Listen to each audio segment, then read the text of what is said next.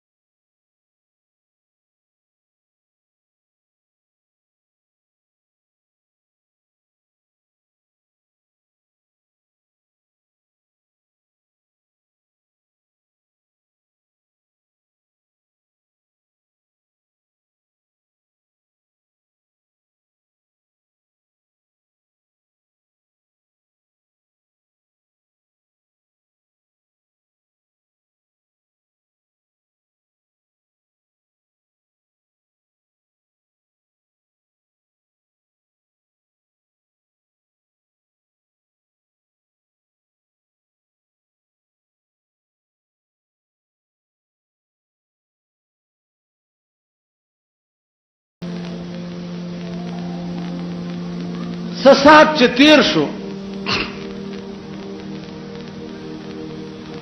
نو ابتدا کې چې سړی اوس مسته کې نه نوځي نظر یې نه لګي چې لږ سات تیر شي نو سرڼا تیاره باندې داسې پوه شي چې لږ سات تیر شو نو څه ګورم چې یو لوی مار پروت دی یو لوی اژدها پرته ده او هغه سره یو د انسان د اډوکو یو ډانچه پراته ده ثابته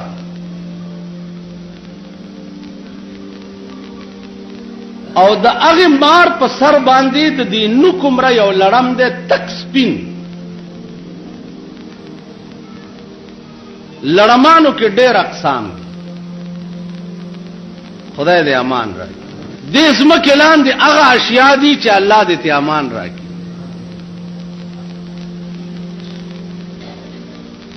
نو ماړه کې خیال وکړو چې اوخ نه خو به بچ کې دی یا نه دې بلانه به دې وسوک بچ کې دا دومره لوی اژدها او بیا په سر او هغه لړم د اژدها په دې سر ګرځیده نو دې اژدها دا لړم د یاري رب نوال رب نوال بس غلی پرتاو په دې سره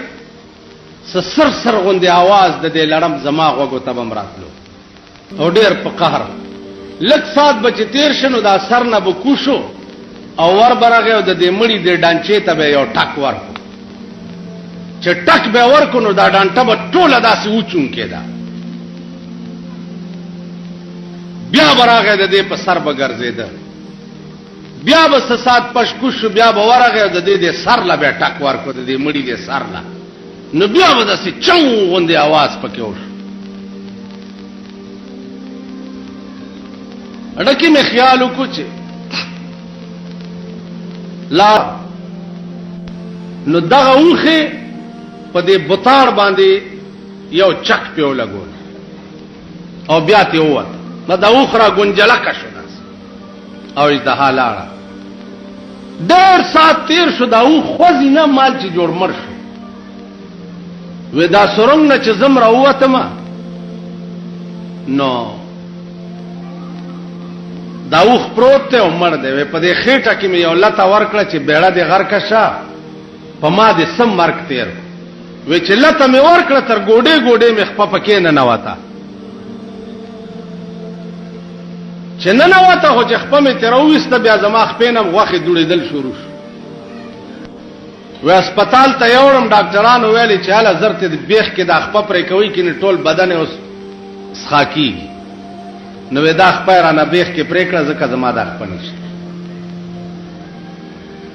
عزیزانو دا قسم واقعات دا ما په خپل هغه سړی راته په شب قدر کې نن نه تقریبا 3 کاله مخکې ماته عرض نه داو چې دا قسم واقعات بارها لیدل شي بارها